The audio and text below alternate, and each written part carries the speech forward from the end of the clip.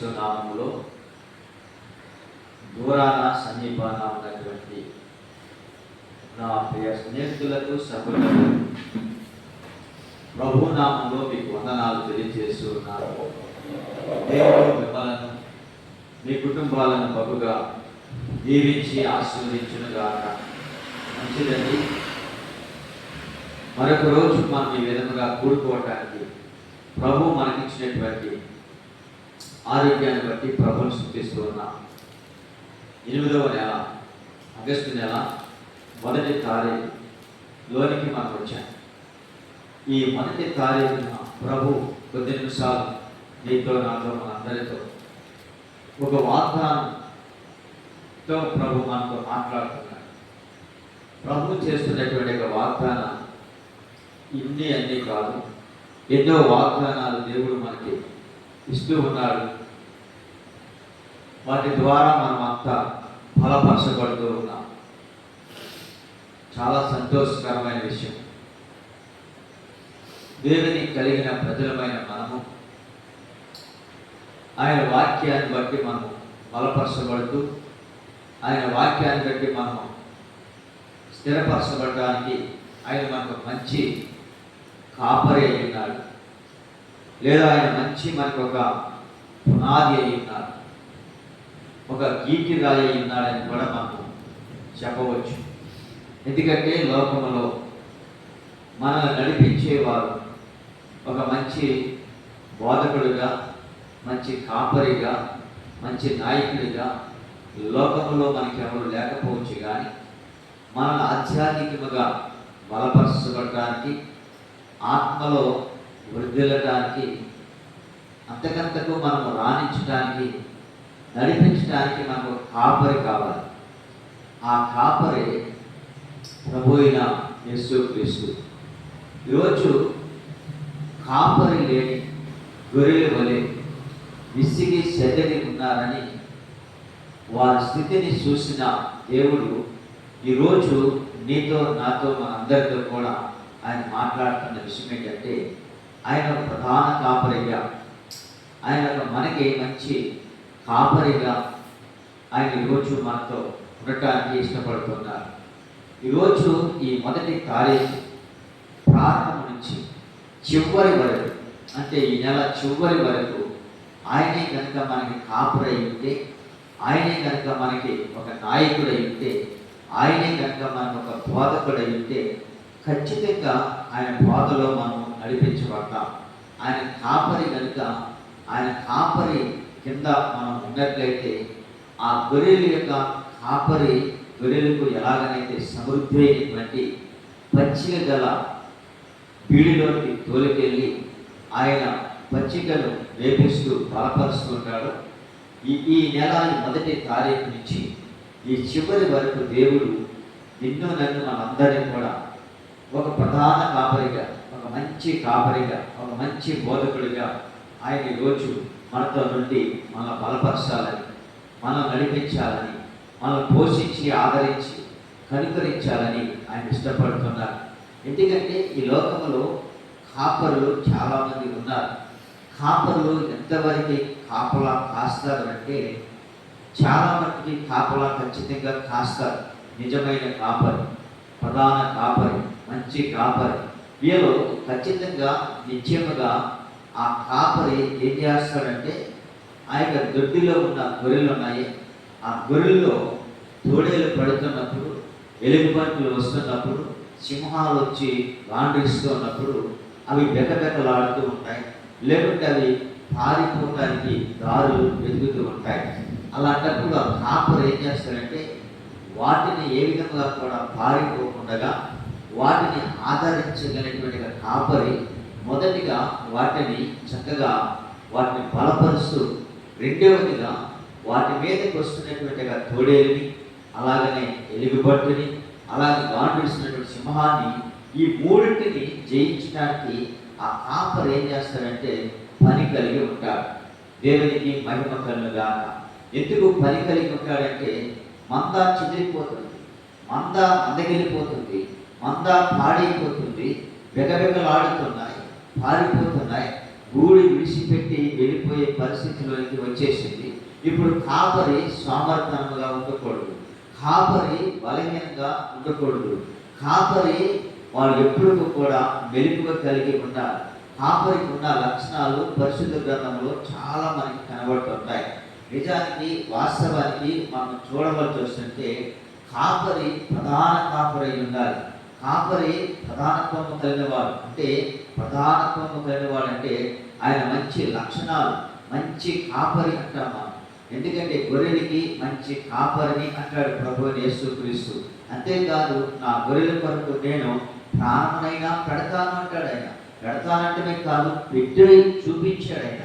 ఈరోజు కాపరిగా ఉంటున్నటువంటి మనము ఈ యొక్క ఆగస్టు నెల 1వ తారీఖున ప్రారంభించుకుని చివరి వరకు, ఈ నెల ఆఖరి వరకు మన మందని ఏ విధంగా కాయాలో, ఏ విధంగా వాటిని మనము పోషించాలో, ఎలాగైనా వాటిని సంరక్షించాలో, ఎలాగైనా వాటిని ఎక్కడ మేపాలో, ఆ విషయాన్ని పరిశుద్ధాత్మ దేవుడు నీతో, నాతో, మనందరితో తేటగా, చూటిగా, నీటిగా మనతో మాట్లాడటానికి పరిశుద్ధాత్మ దేవుడు సహాయపడుతూ ఉన్నాడు. ఖచ్చితంగా నా ప్రియమైన నా దేవుని ప్రజలారా, ఈరోజు మొదటి నుంచి మనం తారీఖు నుంచి చివరి వరకు మనము ఎలాగైనా ఉండాలంటే కాపరి చేతి కింద ఉండాలి. రెండవదిగా ఈ యొక్క గొర్రెలు కూడా కాపరి చెప్పినట్లుగా ఆ ప్రజలు కూడా ఏమై ఉండాలంటే ఆ కాపరి చేతి కింద వాళ్ళు ఉండాలి. కాపరి ఎలాంటి వాడంటే మంచి కాపరి ఉండాలి. దేవునికి మహిమ కలుగుగాక. నా గొర్రెలకు నేను మంచి కాపరిని అన్నాడు. అవును, ఎందుకంటే గొర్రెలకి మంచి కాపరి ఏం చేస్తాడంటే ప్రాణం పెడతాడంట. ప్రాణం పెడతానికైనా వెనుదిరుగునంట. రక్తము కార్చాడు ప్రభు, ప్రాణం పెట్టాడు. ఎందుకంటే నా మంద చెదిరిపోకూడదని, నా గొర్రెలు పాడైపోకూడదని ఆయనకు ఉన్నటువంటి యొక్క ఉద్దేశం, ఆయనకు ఉన్నటువంటి యొక్క ప్రణాళిక. దేవుని వాక్యములు అంటాడు, నేను మంచి మేత గల చోట వాటిని మేపేదను అంటాడు. ఎక్కడ మేపుతాడండి? మొట్టమొదటిగా కాపరి మందను అంటే గొర్రెలను ఎక్కడ మేపుతాడంటే, ఎక్కడ ఏ ఏరియాలో చక్కటి పచ్చిక కలిగిన మేత ఉందో, ఎక్కడ సమృద్ధి కలిగినటువంటి ఆహారం ఉందో అక్కడికి తోలికెళ్ళటము, అక్కడ మేపటము కాపరి యొక్క లక్షణాలట. కాపరు చేసేటువంటి పని అంట. ఏ మేపకపోతే ఏమైపోతాయి? గొర్రెలు బక్క చిక్కిపోతాయి, బలహీన పడిపోతాయి, పుట్టిపడిపోతాయి, వ్యాధిగా మారిపోతాయి, కుంగిపోతాయి. అందుకనే వాటికి ఎప్పటికప్పుడే ఏమి కావాలంటే ఒక పచ్చిగా మంచి వేపు వాటికి ఉండాలని ప్రభు మాట్లాడుతున్నాడు. మంచి మేతగల చోట వాటిని మేపేదను అంటాడు. మంచి మేపు ఎక్కడ ఉంటుంది? దేవుని వాక్యము ఎక్కడైతే సమృద్ధిగా దొరుకుతుందో, దేవుని మాటలు ఎక్కడైతే మీకు సంపూర్తిగా వినబడుతున్నాయో. వాక్యం వినబడుతుందా? మాటలే వినబడుతున్నాయా? లేకపోతే పెట్టకథలు వినబడుతున్నాయా? లేకపోతే మనకి ముఖ్యమన్నది మనం ఒకసారి ఆలోచించాలి. ఇప్పుడు మనం ఎక్కువగా ఉపమానం చెప్పటము మంచిదే. ప్రభు అయిన యేసుక్రీస్తు కూడా చాలా సార్లు ఉపమానాలను చెబుతుండేవారు ప్రభు. ఆ ఉపమానం ప్రకారంగా వాళ్ళకి కొన్ని విషయాలు నీట్గా, ఈజీగా, సులువుగా వాళ్ళకి అర్థమవుతుంటుండే. అలాగనే ఇప్పుడు నా ప్రియమైన నా దేవుని ప్రజలారా, ఉపమానం అనేటువంటిది ఈజీగా వాళ్ళకి అర్థమవుతుందని అలా చెప్తుండేవాడు. సరే, ఇప్పుడు ఉపమానాన్ని పోల్చి మాట్లాడటం మంచిదే, కాదని నేను అనట్లేదు. అయితే ఎక్కువ ప్రజలను మనం ఎలాగైనా బలపరచాలి, ఎలాగైనా వాళ్ళని గాయములు కట్టాలి, వాళ్ళ స్థితిని ఎలాగైనా మార్చాలి అంటే దేవుని సేవకుడుగా, దేవుని యొక్క సన్నిధిలో కాపరిగా ఆ పని కలిగి ఉన్న మనమంతా కూడా ఎలాగైనా ఉండాలంటే దేవుని కొరకు మనం జీవించే వారు ఉండాలంట. అక్కడ అంటున్న విషయం ఏంటంటే, నేను మంచి మేత గల చోట వాటిని మేపేదను అంటున్నారు. అంటే మంచి మేత ఎక్కడ ఉంటుంది అని మనం ఆలోచిస్తుంటే సంఘాల్లో ఉంటుంది. అయితే దేవుని సేవకులు కూడా వాక్యం శాఖ వాటిని పెంచాలి, లేకపోతే మేపాలని మనం చూస్తున్నాం. అంటాడు, నేనే నా గొర్రెలను మేపి అంటాడు. అంటే నేనే నా గొర్రెలు ఏం చేస్తున్నాను? మేపుతున్నాను అంటాడు. అంటే గొర్రెలు ఏం చేస్తున్నాట? మేపుతున్నాను. నిజమే, మేపాలి. ప్రభు అయిన యేసుక్రీస్తు కూడా పేతురు గారిని పిలుస్తాడు. పేతురు గారిని పిలిచి అంటాడు, ఇదిగో నా గొర్రెలను నీకు అప్పగిస్తున్నాను అంటాడు. అంటే నా ప్రజలను నేను అప్పగిస్తున్నాను అని చెప్తాడు. అప్పగిస్తున్నప్పుడు ఆయన చెప్తున్న విషయంలో అంటాడు, ఒకసారి అంటాడు నా గొర్రెలను కాయమని చెప్తాడు. నిజమే ప్రియమని దేవుని ప్రజలారా, గొర్రెలు కాయాలి, అంతేకాదు గొర్రెలు కూడా మేపమంటాడు. 2 సార్లుగా ఆయన అంటున్నాడు గొర్రెలను మేపమంటాడు. ఒకసారి అయితేనేమో ఆయన కాయమంటాడు. మేపాలి, ఎందుకంటే కాయాలి, గొర్రెలను మేపాలి కూడా. ఎందుకు కాయాలి మేపాలంటే వాటిని మనం బలపరచవలసిన వారమై ఉన్నాం. అందుకని ప్రియమైన నా దేవుని ప్రజలారా, ఈ యొక్క చివరి ఈ యొక్క 1వ తారీఖున మనమందరం కూడా దేవుని సన్నిధిలోకి వచ్చిన మనమంతా పచ్చిక గల చోట్ల దేవుడు నిన్ను నన్ను కూడా సమృద్ధమైనటువంటి ఆహారంతో తృప్తిపరిచి ఆయన లేఖనముల ద్వారా బలపరిచి ఆయన సన్నిధిని ఆయన మనకు తోడుగా వచ్చేలాగా అని అంటున్నాడు యోహాను సువార్తలో. ఎందుకంటే మంచి కాపరి చేసేటువంటి లక్షణాలు కూడా మనం చూస్తున్నాం. దేవుని యొక్క లేఖనాలు అంటున్న విషయం ఏంటంటే, ఒక మాట నేను జ్ఞాపకం చేస్తాను, నేను గొర్రెలకు మంచి కాపరిని అంటాడు 11వ వచనంలో, 10వ అధ్యాయము 11వ వచనంలో నేను గొర్రెలకు మంచి కాపరి, మంచి కాపరి అంటాయి, మంచి కాపరి అంటున్నాడు కదా. నేను గొర్రెలకు మంచి కాపరిని, మంచి కాపరి గొర్రెల కొరకు తన ప్రాణమును పెడతాడు. ఖచ్చితంగా గొర్రెల కొరకు తన ప్రాణాన్ని ఆయన పెడతాడు. దేవునికి స్తోత్రం కలుగాక. ఎందుకంటే అక్కడే రాయబడిన మాటలు చాలా విషయాలు మనకి జ్ఞాపకం చేస్తున్నాం. అంటే సొంత కాపరి లేదా గొర్రెలకు మంచి కాపరి, గొర్రెలు చెదిరిపోతున్నా లేదా గొర్రెల మీద గాలి చేయడానికి మృగాలు వచ్చినా, సింహాలు వచ్చినా, ఆ యొక్క తోడేళ్ళు వచ్చినా వాటిని ఏం చేస్తాడంటే ఆ కాపరి మొట్టమొదటిగా వాటి మీద యుద్ధం చేస్తాడు, వాటి మీద పోరాడతాడు, వాటి మీద దౌర్జన్యం చేసి ఆ మందలో పడకుండా ఆ తోడేళ్ళని ఏం చేస్తాడంటే చంపుతాడు. అంతేకాకుండా ఆ యొక్క మృగాలన్నీ కూడా ఆ సంహారం చేస్తాడు. ఎందుకు తెలుసా? గొర్రెలు తనవి కానందువలన కాదు, గొర్రెలు తనవి కనుక, గొర్రెలు కాపరి కనుక, ఆయన గొర్రెలకు మంచి కాపరి కనుక ఆయన ఏం చేస్తాడంటే గొర్రెలు విడిచిపెట్టి పారిపోడు, లేదా గొర్రెలు నావి కావాలని అలా నిర్లక్ష్య స్వభావంతో ఉండడు. ఆయన ఎందుకు ఉండడంటే గొర్రెలు తనవి అయినందువలన, గొర్రెలు కాపరి కనుక, గొర్రెలకు మంచి కాపరి కనుక ప్రాణము పెట్టడానికైనా సరే ఆయన వెనుదిరగనక, ప్రాణము పెట్టడానికైనా సరే ఆయన సాహసించి ఆయన పోరాడతాడంట. ఇక్కడ అంటున్నాడు, నేను గొర్రెలకు మంచి కాపరిని, మంచి కాపరి గొర్రెల కొరకు తన ప్రాణమును పెట్టును, జీతగాడు గొర్రెల కాపరి కాడు కనుక గొర్రెలు తనవి కానందున తోడేలు వచ్చిన చూసి గొర్రెలు విడిచిపెట్టి పారిపోవును.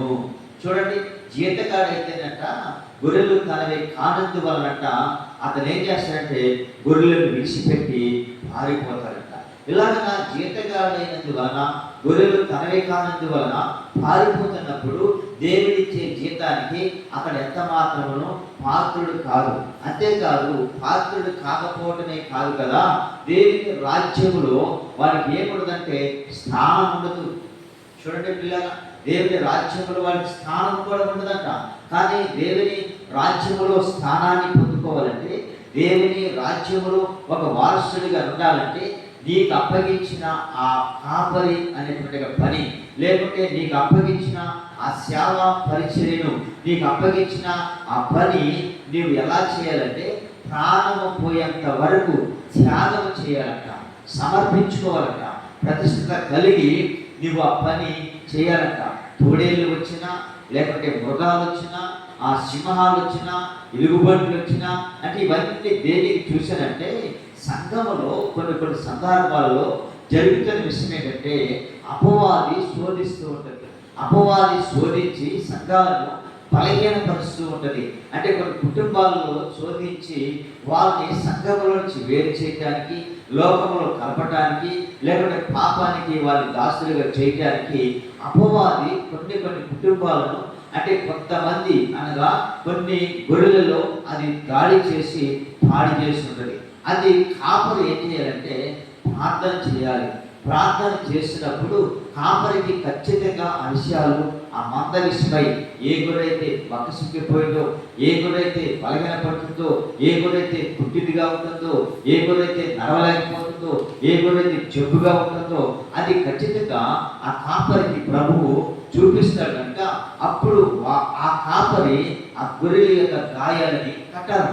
గొర్రెల యొక్క గాయం ఎప్పుడైతే కడతాడో ఆ గొర్రె కొంతకాలానికి కోలుకుంటుంది, కొంతకాలానికి బలాన్ని తెచ్చుకుంటుంది, కొంతకాలానికి పుష్టిగా ఉంటుంది. అప్పుడు మనం తిరిగి ఏం చేస్తుంది తెలుసా, బలాన్ని పెంచుకొని అదే ఆ మందలో అది చక్కగా ఒక లీటర్గా తయారవుతుంది ఉన్న గొర్రెలకి. దేవునికి మహిమకలుగా అది అలాగే మనం చేయాలి. కానీ జీతగాడు అయితేనంట ఈ తోడేలు వచ్చినప్పుడు, ఎలుగుబంట్లు వచ్చినప్పుడు, ఈ మృగాలు వచ్చినప్పుడు, సింహాలు వచ్చినప్పుడు వాడు ఏం చేస్తారంట, గొర్రెలు తనకి కానుందనట తోడేలు వచ్చిన చూసి గొర్రెలు విడిచిపెట్టి పారిపోతారంట. వాడు పారిపోతే వాడికి జీతం ఉండదు, పారిపోతే దేవుని రాజ్యంలో వాడికి స్థానమే ఉండదు. తోడేలు ఆ గొర్రెలను పట్టి చెదరగొడుతుంది. వీడు ఎప్పుడైతే పారిపోతున్నాడంటే పట్టించుకోవటం లేదో ఈ గొర్రెల విషయమై, ఈ గొర్రెల విషయమై జాగ్రత్త తీసుకోలేకపోతున్నాడు.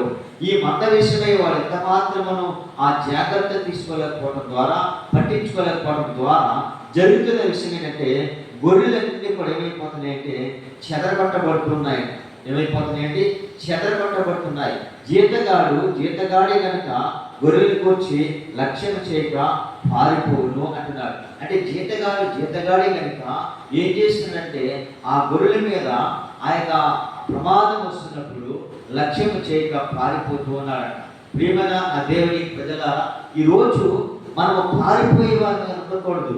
చావుకులైన విశ్వాసములో ఒక పట్టుదల కలిగి, నమ్మకత్వమును కలిగి దేవుని సన్నిధిలో మనము ఆ విజ్ఞాపన చేసేవారుగా, చెదిరిపోతున్న గొర్రెలను, తప్పిపోతున్న గొర్రెలను, గాయపరచబడుతున్న గొర్రెలను, గాయాలు కట్టేవారుగా, చెదిరిపోతున్న గొర్రెలను మళ్ళా తిరిగి మంచి మేత గల చోటకి వాటిని సమకూర్చే పని మనం చేసేవారుగా ఉండాలి. దేవునికి స్తోత్రము కలుగుగాక.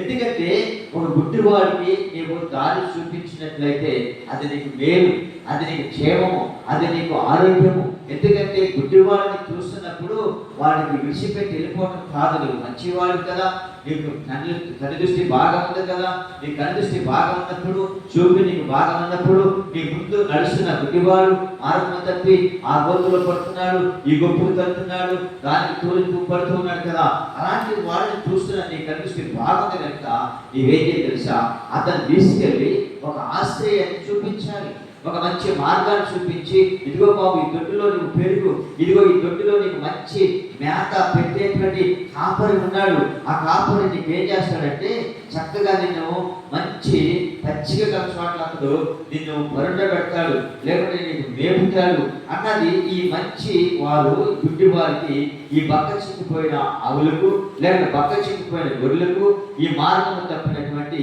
ఈ గొర్రెలకు, పుట్టి గొర్రెలకు, వీటికి వాళ్ళు ఏం చేయాలంటే చక్కటి స్థలానికి తీసుకెళ్ళాలంట. మంచి మేత గల చోట వాటిని మేపేదను అంటే మంచి మేత గల చోటకి ఈవేళ ఏం చేయాలంటే వాళ్ళని నడిపించాలంట. దేవునికి స్తోత్రం కలుగాక.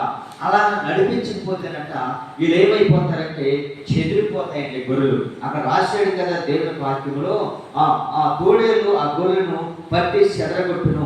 ఈ చెదరగొట్టిన గొర్రెలన్నీ ఏమైపోతున్నాయంటే కొన్ని తోడేళ్ళకి అప్పగించబడుతున్నాయి, కొన్ని మృగాలకు అప్పగించబడుతున్నాయి, కొన్ని ఏమో సింహాలకు అప్పగించబడుతున్నాయి, కొన్ని ఏమో ఇంకా రకరకాలైన వాటికి అప్పగించబడుతున్నాయి. అంటే దీని భావం ఏంటి తెలుసా, క్రైస్తవ విశ్వాసైన వారు లోకానికి అప్పగించబడుతున్నారు. ఒకప్పుడు సంఘంలో వీళ్ళు ఆ సమృద్ధి కలిగినటువంటి ఆహారాన్ని, ఆహారాన్ని తిన్నటువంటి వారే, వాక్యం చేత బలపరచబడినటువంటి వారే.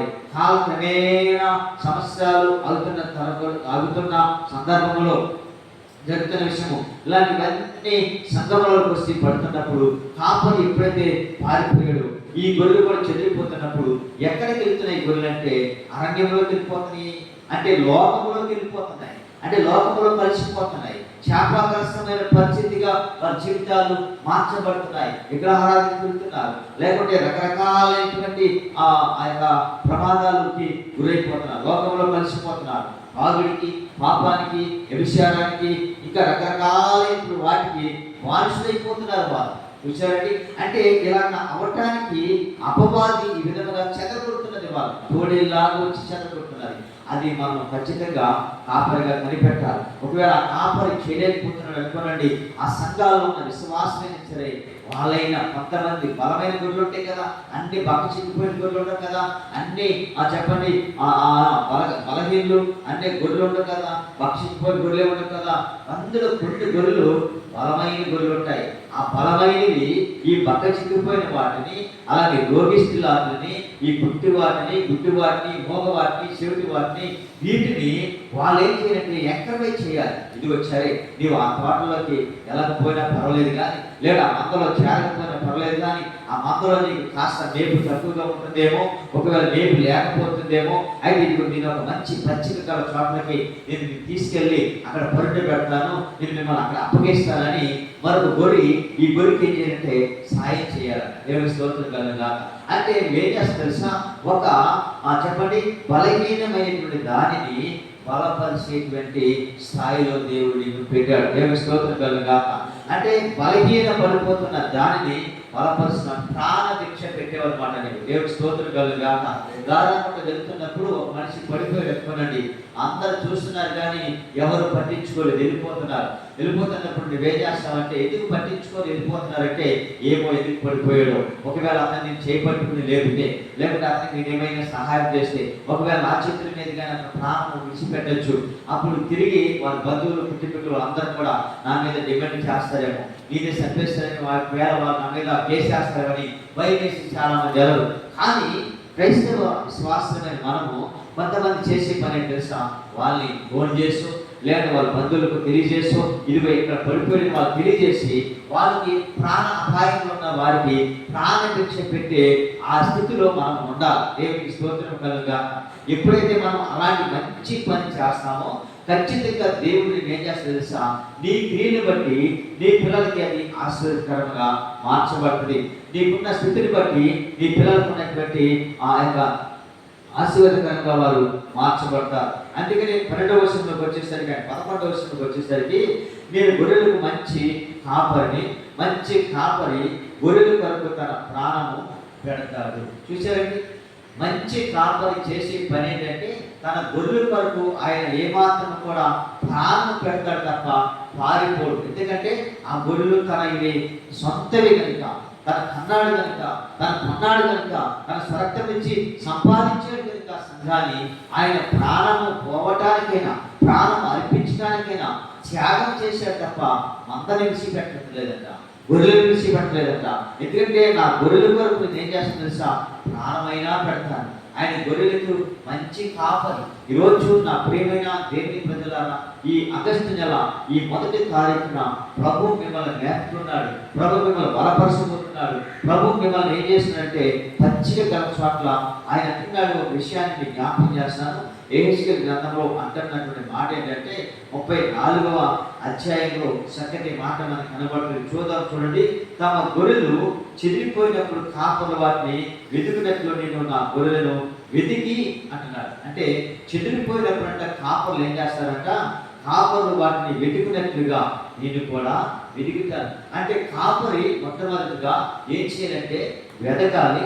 మొదటిది మేపాలి, రెండవది చెదిరిపోయిన వాటిని వెతకాలి. ఎక్కడ వెతుకుతారు వీళ్ళు అంటే ప్రార్థనలో వెతకాలి. దేవుడి స్తోత్రం కలుగుగాక. ఎక్కడ వెతకాలి వీళ్ళు? ప్రార్థనలో వెతకాలి, ప్రార్థనలో కనిపెట్టాలి, ప్రార్థనలోనే ప్రభుత్వం అడగాలి. ప్రభువా తప్పిపోయిన గొర్రె ఎక్కడ ఉన్నదని, ఆయన తప్పిపోయినటువంటి గొర్రె ఆయన ఏ స్థితిలో ఉన్నది ప్రభువా, అది బలంగా ఉందా, బలహీనంగా ఉన్నదా, అది తోడేలకి దొరికిందా, లేదంటే ఆ యొక్క సింహాలకి చేతుల్లో పడిపోయిందా, లేదంటే ఒక మంచి కాపర్ చేతులు పడిందా అని కూడా మనం అడగాలంట. లేదు, ఒక మంచి కాపర్ చేతులు కనుక పడితే సంతోషించాలంట మనం. దేవుడి స్తోత్రం కలుగుగాక. ఏం చేయాలి చెప్పండి? లోకంలో పడిపోలేదు కదా వాడు, చేపలు పడిపోలేదు కదా వాడు, అంతేకాదు గొర్రెలకి ఆ యొక్క తోడేలకి పడిపోలేదు కదా, అపవాది చేతులు పడలేదు కదా, ఒక మంచి కాపరి చేతులు పడ్డాడు. సరే, అక్కడ పెరుగుతున్నాడు, పెరగనివ్వండి. తన ద్వారా దేవునికి మహిమ వస్తుంది కదా, తన ద్వారా దేవుని కనపరచబడుతుంది కదా. ఎక్కడ పెరిగినా వాళ్ళు శుభ్రంగా, క్షేమంగా, ఆరోగ్యంగా ఉండటమే కావాలని ఆ తల్లి తండ్రి ఎలా కోరుకుంటారన్నట, మనము కూడా అలాగనే కోరుకోవాలి. ఎలా కోరుకోవాలి? ఆ కుమారుడు సుఖంగా ఉన్నాడు, సంతోషంగా ఉన్నాడు, ఒక మంచి పచ్చిక గల చోట్ల దేవుడు తనని పొరడబెట్టి పచ్చిక గల చోట్ల మేపుతున్నాడు, చక్కటి ఆరోగ్యంగా ఉన్నారు, వాళ్ళు అనేకమైన వారికి ఆశీర్వదకరంగా ఉన్నారు, పెరగనివ్వండి అని మనం అనుకోవాలంట. దేవునికి స్తోత్రం కలుగాక. అంటున్నాడు, వెతికి చీకటి గల మబ్బు దినమందు ఎక్కడెక్కడికి అవి చెదిరిపోయినవో అక్కడ నుండి నేను వాటిని తప్పించి ఆయా చెరువుల నుండి వాటిని తోడుకొని వచ్చి ఆయా దేశంలో నుండి వాటిని సమకూర్చి వాటి స్వదేశంలోనికి వాటిని తెచ్చి పర్వతం మీదను వాగుల యొద్దను దేశమందున సకలమైన కాపురపు శ్రమలను వాటిని మేపుతాను. దేవుని స్తోత్రం కలుగాక. చూసారండి, ఒక దినమన మనల్ని మేపే కాలం రాబోతుంది. అది ఎక్కడ తెలుసా? ప్రభు యేసుక్రీస్తు సాష్టాంగ వెయ్యేళ్ళ పరిపాలనలో భూమి మీద ఆయనే మంచి కాపరిగా, ఆయనే ప్రధాన కాపరిగా, ఆయనే మొదటివాడిగా, ఆయనే కపటివాడిగా, ఆయన అల్ఫా ఓమేగమైన వాడిగా ఆయన లోకానికి వచ్చినప్పుడంట ఆయన మనందరినీ కూడా ఏం చేస్తారు తెలుసా? ఆయా దేశంలో నుండి వాటిని సమకూర్చి వాటిని స్వదేశంలో వాటిని తెచ్చట పర్వతం మీద వాగుల యొద్దను దేశమందున సకలమైన కాపురపు స్థలములందు వాటిని మేపుతాను అంటున్నాడు. దేవుని స్తోత్రం కలుగాక.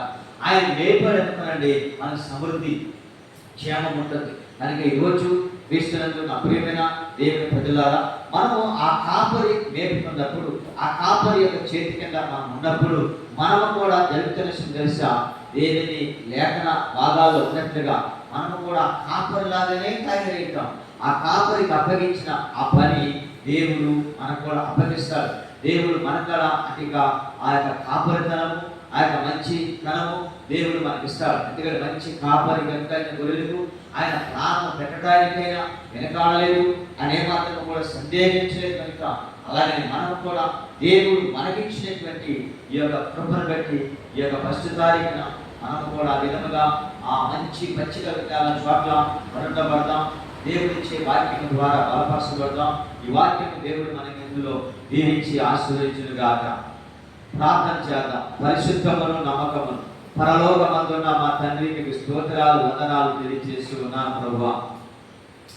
ఈ తెల్లవారుజామున కొద్ది నిమిషాలు నీ మాటలు మాట్లాడటానికి మాకు కృపను దయచేశారు. ఆయన నీవు మంచి కాపరి అని చెబుతున్నావు. అయా మంచి కాపరి గొర్రెల కొరకు తన ప్రాణమైనా పెడతాడని చెప్పావు ప్రభువా. నిజంగా మా కొరకునైనా 2000 సంవత్సరాల క్రితమే ఈ లోకానికి మనిషి కుమారుడిగా, దేవుని కుమారుడిగా, ప్రవక్తగా దేవునిగా వచ్చి మా అందరి కొరకునైనా నీవు కలవరిలో ప్రాణము పెట్టి ఆయన మా కొరకు నీవు రక్తమును సింధించి ఆయన మా కొరకు నీవే బలిగా అప్పగించుకున్నావు నాయన.